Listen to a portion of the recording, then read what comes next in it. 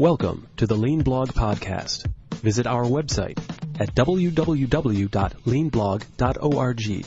Now, here's your host, Mark Graban. Hi, this is Mark Graban. Welcome to episode 281 of the podcast. My guest today is Julie Firman. She is the Vice President and System Chief Nursing Officer, or CNO, at Southern Illinois Healthcare. We have the opportunity to chat about the lean transformation efforts at SIH, thanks to my partners at Catalysis, formerly known as the ThedaCare Center for Healthcare Value, as they are presenting, once again, the annual Lean Healthcare Transformation Summit this year in Palm Springs, California, June 7th and 8th. Julie and I will both be there. I'll be doing a full-day pre-summit workshop called Better Metrics. I hope you'll come join us. And if you want a link to learn more about the summit, you can go to leanblog.org/281. So in today's episode, we talk about how lean has been helpful to nurses and other healthcare professionals, Julie's role as a nurse leader, and different ways patients and the health system have benefited from lean. Well, Julie, hi. Thank you for being our guest on the podcast today. Well, good morning, and again, thank you for the opportunity to discuss lean transformation from a nursing perspective. Yeah, and I'm really excited we're talking about that today. Maybe first off, before talking about the health system and your lean journey, can you introduce yourself, your professional background as a nurse and a nursing leader? Yes, I am the Vice President and System CNO for Southern Illinois Healthcare. It's a position that I assumed in January of 2010. Prior to moving to Southern Illinois, I was a CNO with the Banner Health System, and I was in Loveland, Colorado. In my position, I have system responsibility for all of nursing, case management, perioperative services, and the patient experience. I earned my bachelor's degree from the College of St. Scholastica in Duluth, Minnesota. And after moving to Dallas, Texas, I earned my Master of Science from the University of Texas in Arlington. And then in 2015, I completed my DNP at American Sentinel University in Aurora, Colorado. Well, and I am somewhat in the neighborhood of UT Arlington. I'm talking to you from suburban Fort Worth. So hopefully you enjoyed your time here in Texas. I did enjoy my time in Texas. I liked it very much and hope someday to return. We'll talk a little bit about Southern Illinois healthcare and the systems lean journey. Before we get into that, I'm curious, for your background as a nurse and CNO, if you can tell a little bit more about your personal story with lean. How did you get introduced to the concept? Maybe that does tie into the Southern Illinois healthcare story, but could you tell us a little bit more about that?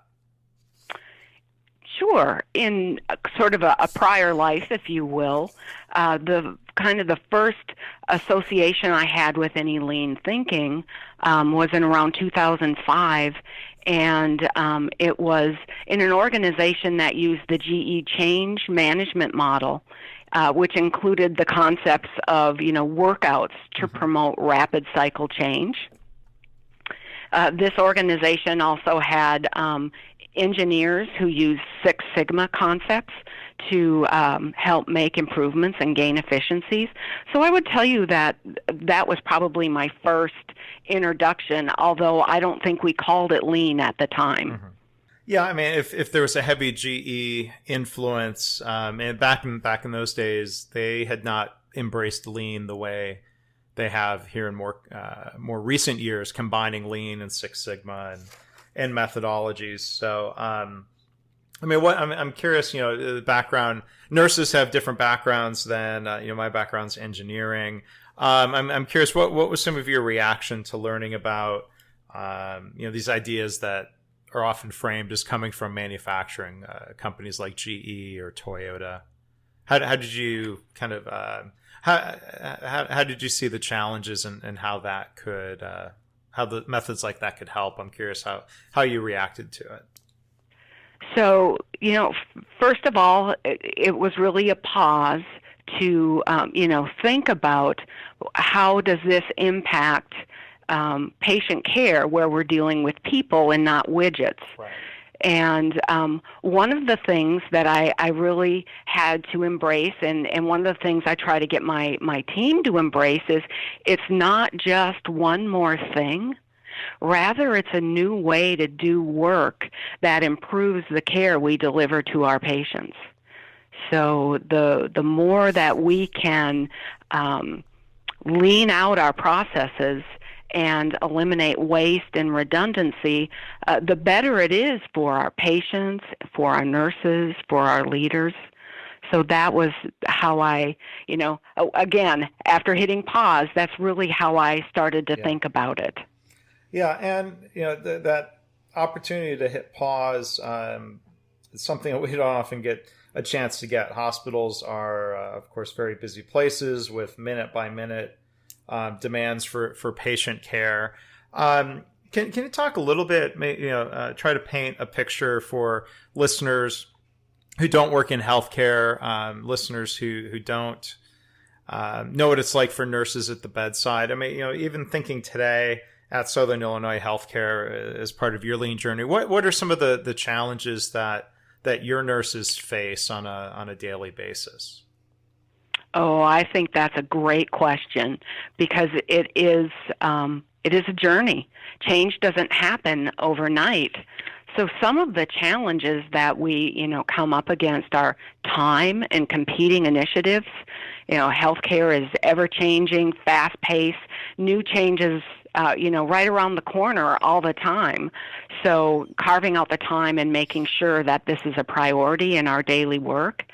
Ensuring that our nurse managers have a really good understanding of the problem-solving process and that they're able to take it back to their teams and work through those problem-solving processes. Sustainment can be a challenge, as well as spread, how to share and apply those best lean practices. Mm-hmm.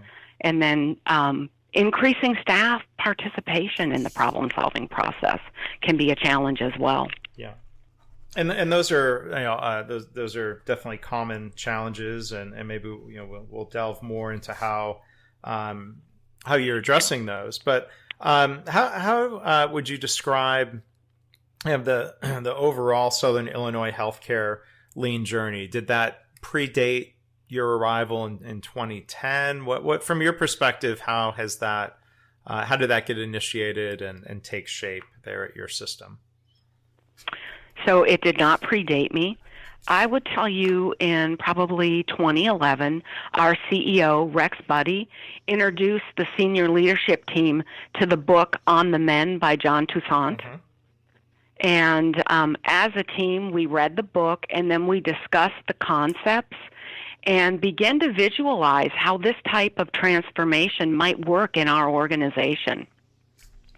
Our organization has a mission of improving the health and well-being of all the people in the communities we serve. So finding a better way to deliver safe, quality health care was really important to all of us.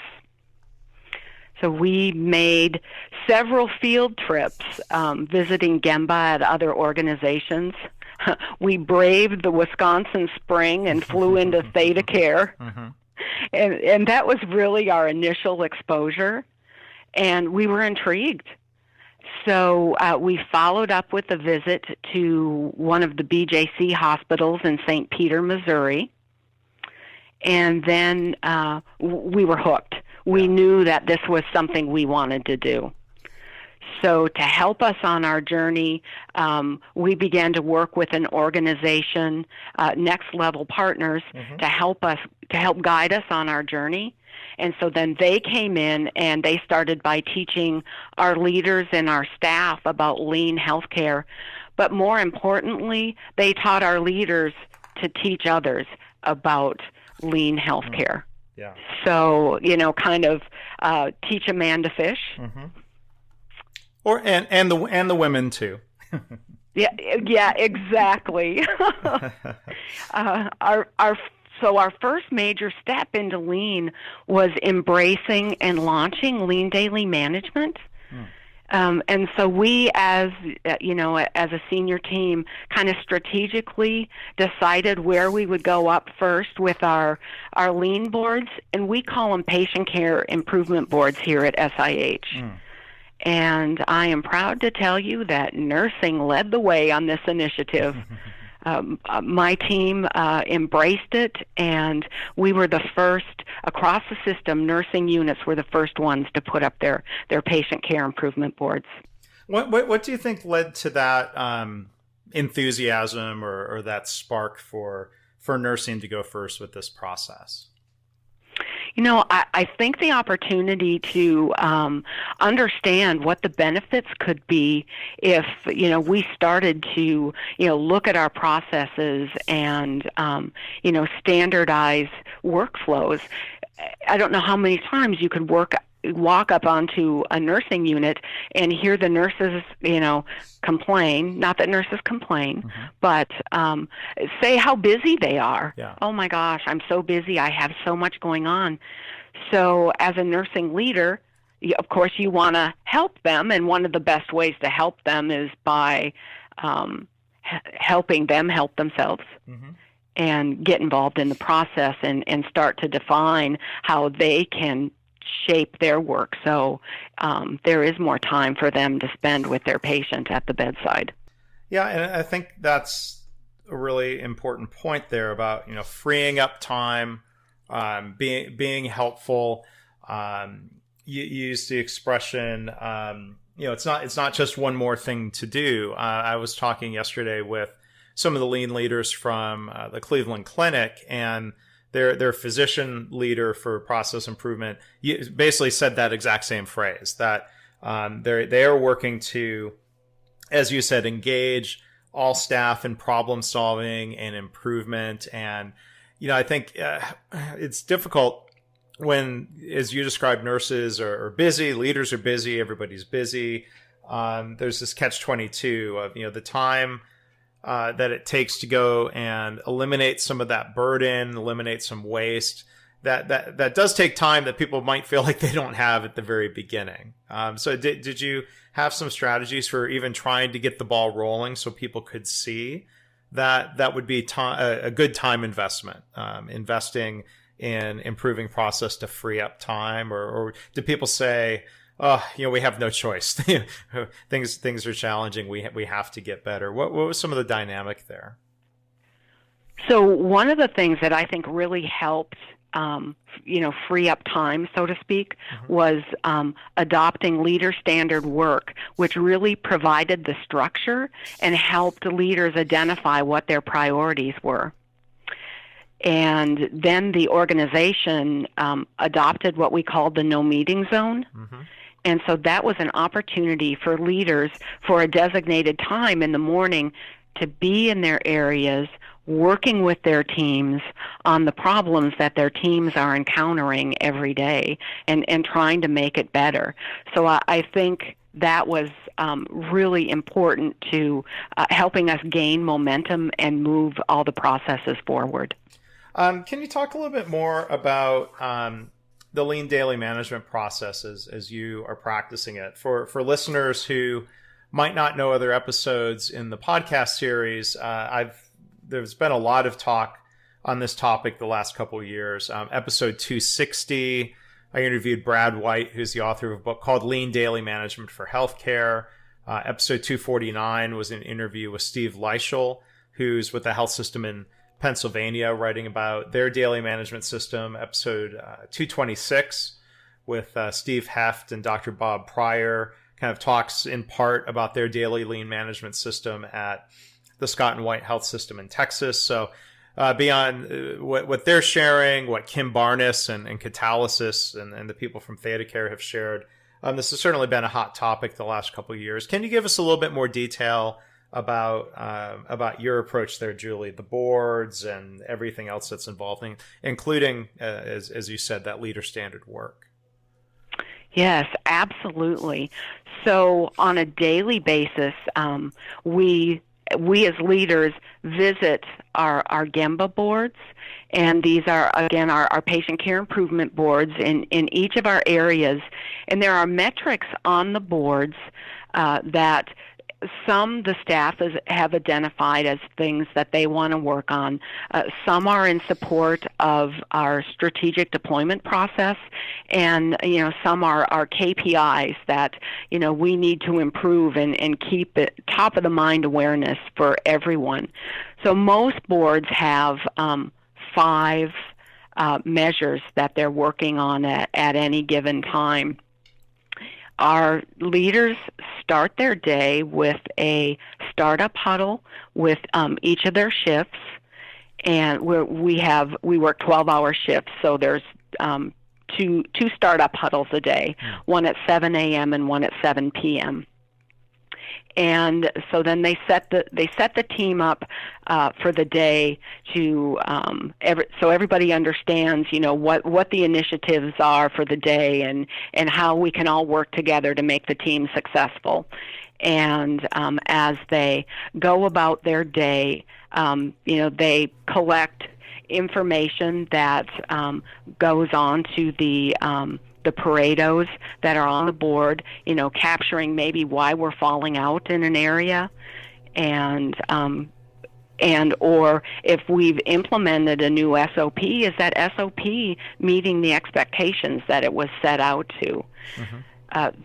Then daily they have what we call just do it huddles.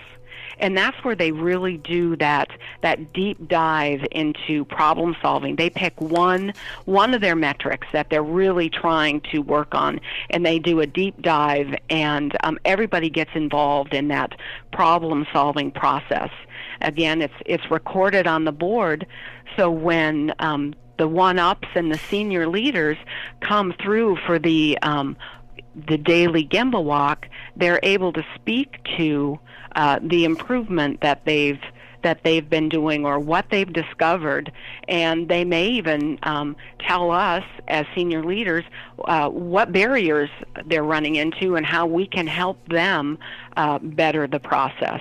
So it's really organic. It changes every day. And at the end of the day, the visuals on the board really show everybody where we've been and where we're headed. One other thing I want to go back and touch on related to that daily improvement process. You mentioned visiting ThedaCare. I've been through their hospitals and seen their process. I'm less familiar with the details of what they've done at BJC, but I'm curious if you could think back to those visits. Was there anything in particular that was inspiring or stood out to you as something that prompted you and the team at Southern Illinois Healthcare to go down this journey? Were there particular things that stood out? So one of the things that really stood out for me and the members of my team who were able to make the visit was their model cell area, for lack of a better thing to call it, but where they had, created their perfect environment. And, that was really stimulating for us, because there would be so many reasons positive to do that. And we have embraced that concept, coupled with a Gemba visit. You mentioned the Cleveland Clinic earlier. We went to their Gemba visit last fall and looked at their model cells, and that coupled with our original visit to ThedaCare, we actually launched our first model cell here in Southern Illinois last fall. So the hope is standardize the processes and be able to spread that throughout the organization. And I think it's helpful and inspiring to see where other organizations have been successful with these methods, and that they, that I think people at ThedaCare in particular are really open about saying, here are mistakes we made, here are the challenges we faced. This isn't easy, but it's worthwhile, right? What are some of your thoughts around that idea of, learning along the way with the model cell and getting getting better at how you get better over time? You're right. It isn't easy. It takes dedication, and it takes, we have to, keep going back, looking at it. What can we tweak? What can we do better? And we have to be persistent. One of the things we've learned is if we're not persistent, the staff will think it's the flavor of the month, and, it will go away. So by being persistent. And then the other thing that we have found really helpful is to outline for them the wins that they have made. So we encourage our employees to put in suggestion slips on things that they would like to see improved, or how they would like to see them improved. And as we are able to, meet the challenges that they've given us, then, we put them up for everybody to see. Look what we did. Look what you did as a team. So, to just keep it moving forward and keep them thinking about doing it, better, not perfect. Yeah. And I think that continuous engagement of staff is important. Can you talk a little bit more about the role of metrics? You mentioned from the standpoint of strategy deployment, so I'm sure the system is looking at high-level goals and things that need to be accomplished at the system level, and then you've got the department boards and the things that the teams are measuring or looking at. How do you see the impact of charting performance and having goals that you're working toward? How important is that? It is really important for us. It really makes the work you're doing more concrete, if you will. It allows people to see, okay, here's where we are, here's where we're going, and here's how we're going to get there. Yeah. And everybody has the same understanding when it's in metrics and it's in black and white. It's not open for interpretation. It is what it is, and so we have to, meet our challenges and get better. Yeah, and I think it helps. From what I've seen, I think it helps avoid a trap where people are implementing lean tools for the sake of implementing tools, or because somebody said this is the tool we need to implement. I think when you're focused on goals and measures, that helps align people to around, I think, as the Cleveland Clinic people put it the other day in their improvement model, what matters most, right? It's not about implementing X number of tools or training Y number of people. I mean, there are important things that a hospital needs to accomplish and that the people working there need to help accomplish, right? I absolutely agree. And at the end of the day, there's a patient on the receiving end of all the good work that we're doing. And I always remind my staff that the patient that they care for could be, their neighbor, their family member, even a spouse. So we want our processes to be good because you never know who's going to be in that bed. Yes. And, good processes, good systems, or a big part of what will lead to safety and quality improvement. I was really happy earlier. I was kind of looking at things I jotted down, phrases you used. That you emphasize the need to improve safety and quality and apply lean to those challenges, not just cost and efficiency and productivity and service. Can you talk a little bit more? Do you have some examples of lean being applied to improve patient safety, maybe staff safety even, improving quality within the realm of nursing care? I do. I have several that I can share with you, but I have to tell you that since we started to capture and record our lean activities, we've conducted over 160 improvement events here at SIH. Mm-hmm. So we have done a lot of work. And so as it relates to, patient safety and gaining efficiency, one of our inpatient teams developed what we call a 3 and 10 process, where a patient who needs insulin receives it at the correct time, which is just prior to their meal. So the process includes coordination of the glucometer check, the insulin dosing, and then the meal tray delivery to reduce the number of hypoglycemic events on a unit or across the system. And since we implemented the process, we had a great plan for spread, so it's all inpatient units system-wide are doing it, and we have seen a significant drop in the number of hypoglycemic events our patients are experiencing. Another one that I can speak to that, you talk about efficiencies and, streamlining process for patients. In our pre-anesthesia testing, we were able to redesign patient flow to save our patients time and steps in the process. A multidisciplinary team came together and worked on a process that allowed the patient to bypass registration and go directly to the pre-anesthesia testing area. And during that visit, then EKGs were done and labs were drawn to prevent these patients from having to make extra trips to those departments. So it has really improved the efficiencies for our patients, but we're able to get more patients through in a better amount of time just by concentrating on how we delivered that care. Yeah, and I think what you said there, focusing on how the care is being delivered, so much more effective than just telling people, hey, try harder, do better. That Lean provides a systematic way for leaders and staff to figure that out, right?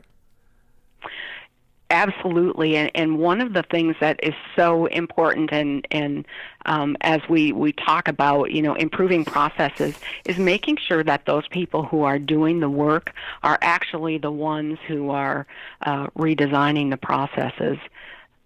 That is really what is the what helps make it sustainable is that it's them deciding what works best, and it's not being pushed from the top down. Yeah, and there's sort of before Lean, I think there's often a long tradition of pushing ideas from top down or from outside consultants, or we did a site visit somewhere, so you need to copy what they did. That's a tough tradition to change, right? Yeah, that is so true. I would tell you that we started off slowly, and then as others realized, the success that was being realized with doing these improvement events, then it started to be sort of the popular thing to do, and now we have to have a committee that prioritizes the work that we're going to do, because we've only got so many resources, and there's a demand for them now. So you shared some good examples of improving care at the bedside. Maybe we can step back and kind of think from your role as a nursing executive, as a health system executive. How do you describe the role that you play as the CNO in helping with this Lean transformation? That's a great question. My role as the CNO is to guide, direct, and lead my team so we can achieve the objectives. I provide the tools that my team needs to accomplish their work, try to help them overcome barriers, and then I think most importantly is mentoring and developing my team members. I guess in a nutshell, I set my team up to win. How do you interact with the other executives on the leadership team in terms of setting direction and leading these efforts? We have a monthly meeting where we discuss the KPIs in our system, the ones that we as a team have identified are important to the success of our organization, along with those strategic initiatives that that have been identified. So on a monthly basis, we get together and talk about, okay, here's what's going well, here's what's not going so well, and here's probably what we need to be able to move these initiatives forward, and how can we support each other in these processes? What do we need from each other to be successful as a team? And what sort of I don't know. Do you have some examples of some of the discussion or kind of about prioritizing, for all of the different challenges that are facing healthcare today? Is Lean, do you think, in some ways, hopefully helpful for the executive team in terms of prioritizing and developing strategy at a high level? I would say that it is. I think our strategic deployment process that we've adopted, it all flows. It's all aligned with all the way down to our lean daily management boards. We set our strategic initiatives, and then we set what our targets to improve are going to be for the year. And then create action plans around those targets. And the action plans, are those things that happen at the point of care or the point of impact, if you will. So that really does go down to where the patient is being cared for. That's where you start getting the staff involved in what we're trying to do as an organization from a strategic standpoint. And then it's measured by metrics on the board, which are then measured by, we have what we call a nursing dashboard, and then the nursing dashboard feeds into, the greater organizational dashboard that we review as senior leaders on a monthly basis. So it all fits together. It's all really seamless back and forth in my mind. Looking ahead here in, for the rest almost into the second half of 2017. What are some of the big picture challenges within at least the American health system and some of the dynamics this year that you're facing there as a system?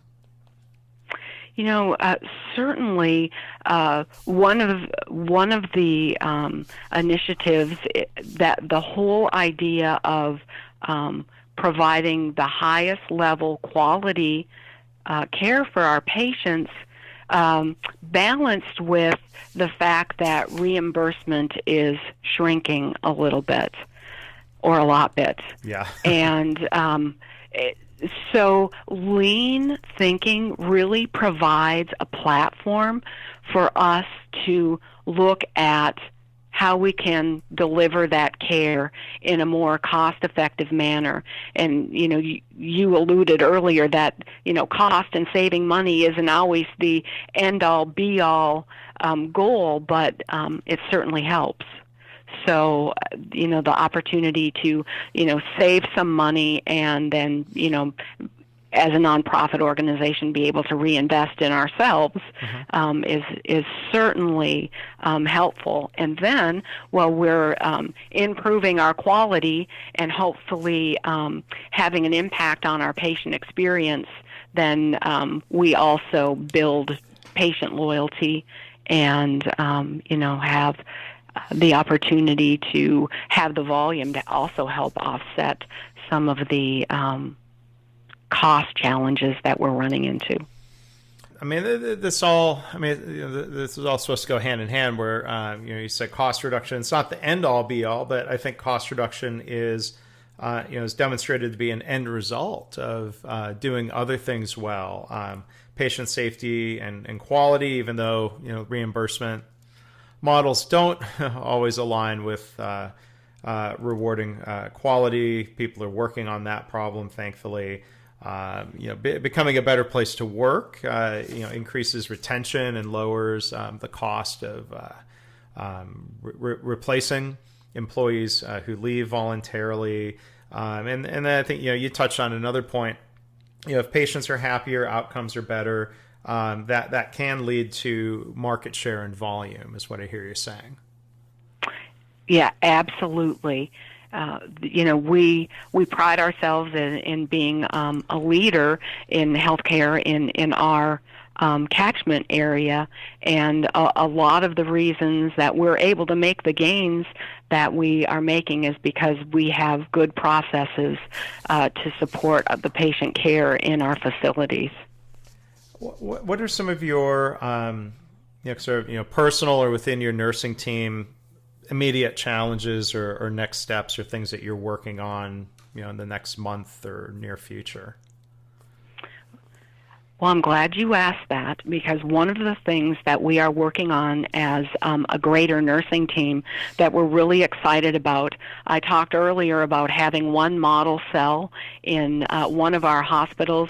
We are working on creating a model cell at our community hospital in Heron this year, as well as our medical group has embraced that concept, and they are working to create a model cell in the SIH medical group.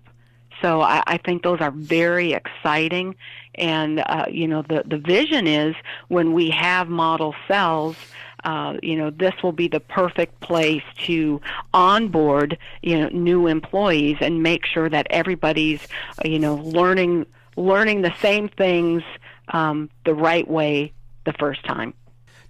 Speaking of model cells, since you've mentioned that a couple of times, are there any kind of lessons that you've learned about going from an initial model cell or model line, and then, as you said earlier, trying to help share and spread what was learned there? Do you have any lessons learned or reflections on kind of that high level process?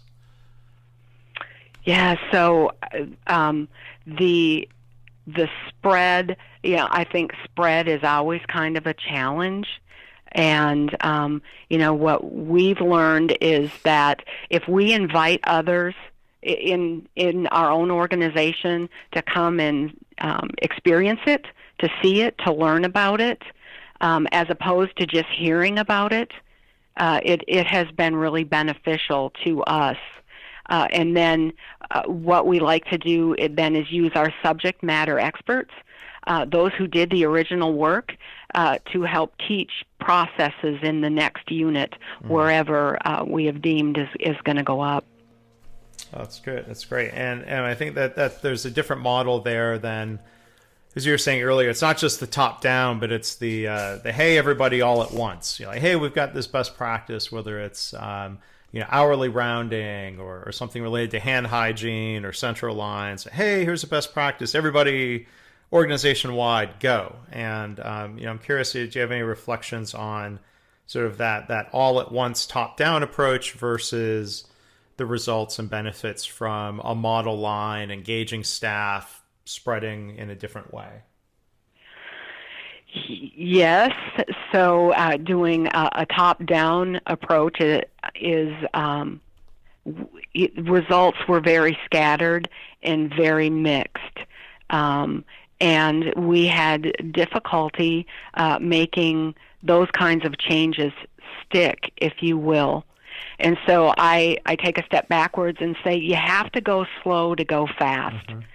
A top-down approach, it may work for, a matter of time, while you're watching, it may work. But then when that's not, the improvement that you're watching as closely, people have a tendency to slide back to their old ways. But if you can go slow and have the people who are actually doing the work involved, it really does help with spread and sustainment, because they see what's in it for them and they want to do it. And I think that's tough for leaders when you say go slow to go fast. They'll say, well, we don't have time to go slow. But like you said, it ends up being more effective and more sustainable, which is the I think it's not even just go fast, it's go slow to go better, and that's really counterintuitive to people, I think. Yeah, I like that. Go slow to go better. That's absolutely true. And it is counterintuitive. we're in healthcare. We have things we need to do. We have to get things done, and usually we have to have things done, quickly. But again, I go back to it's a different way of thinking, and we have to start training our brains that if we want to make meaningful improvements stick, we can't afford not to take the time to do it right. Well, great. Well, Julie, as we start to wrap up here, we do kind of a couple final questions. One, I guess, let me put you on the spot and ask you a question. Let's say if you're in front of a room of peers, CNOs, and let's say these CNOs had not heard anything about lean, what would be, do you think, an elevator speech to sort of introduce the what, the why, the how of the lean approach in healthcare? So again, I would start by explaining that it's not just one more thing. It's a new way to do our work that improves the care we deliver to our patient. In nursing, we have a tendency to perform some counterproductive behaviors, such things as developing workarounds for processes that aren't working for us. So you have 10 people doing it 10 different ways. And for our nursing leaders, they often feel like they have to rush in and rescue or fix. So in a lean environment, those who are closest to the bedside identify and work on solutions to the problems that they identify. And then a work unit can collectively deal with an issue and develop an SOP to help eliminate the workarounds. And as for the nurse leaders, I think it's really important that they see they're not the ones that have to expend all their energy trying to fix something.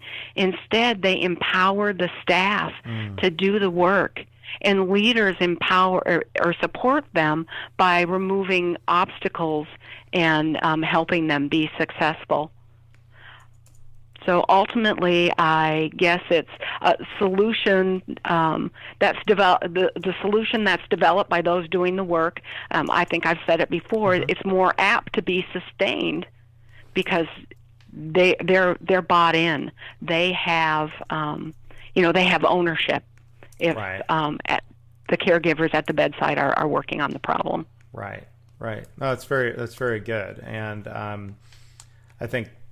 Really important topics. It's surprising that even today, I think there are some health systems that are just getting started with lean. So you mentioned ThedaCare, BJC as being inspirations for you. I'm sure there are other health systems now that Southern Illinois Healthcare has been at this for a few years. Could be similarly inspired by what you're doing. So I appreciate you. Taking time today to share some of those reflections and sort of and giving back in that way and having an interesting discussion here today. Again, I thank you for the opportunity. It's been a pleasure speaking with you. Sure. Well, thank you. And it's nice talking to you. One last question. As I mentioned at the top of the podcast, our friends at Catalysis helped arrange the conversation today. Formerly known as ThedaCare Center for Healthcare Value, and they are, of course, running the annual Lean Healthcare Transformation Summit in June. Are you? I'm guessing you are, but I guess I'll ask you as a question: Are you attending that this year, Julie? Yes, I am attending, and Paul Peja and I will be co-leading a session, especially for CNOs and nurse executives, and basically how a lean transformation impacts nursing. So I'm really looking forward to that opportunity, and I'm looking forward to meeting my colleagues and really having an exchange about things that are going well and how we can learn from each other. Yeah, and that's all great. And people also are pretty open about talking about challenges and working together to figure that out. So thank you for your contribution to that sharing and that discussion. Again, our guest today has been Julie Firman from Southern Illinois Healthcare. I'll let you have the last word. Do you have any sort of final thought you might want to share? I would just like to tell everybody that remember, it's a journey. Change doesn't happen overnight, and persistence wins out at the end of the day. And again, thank you for this opportunity. Yeah, thank you, Julie. Thanks for talking today. Thanks for listening. This has been the Lean Blog Podcast. For Lean news and commentary updated daily, visit www.leanblog.org. If you have any questions or comments about this podcast, email Mark at leanpodcast@gmail.com.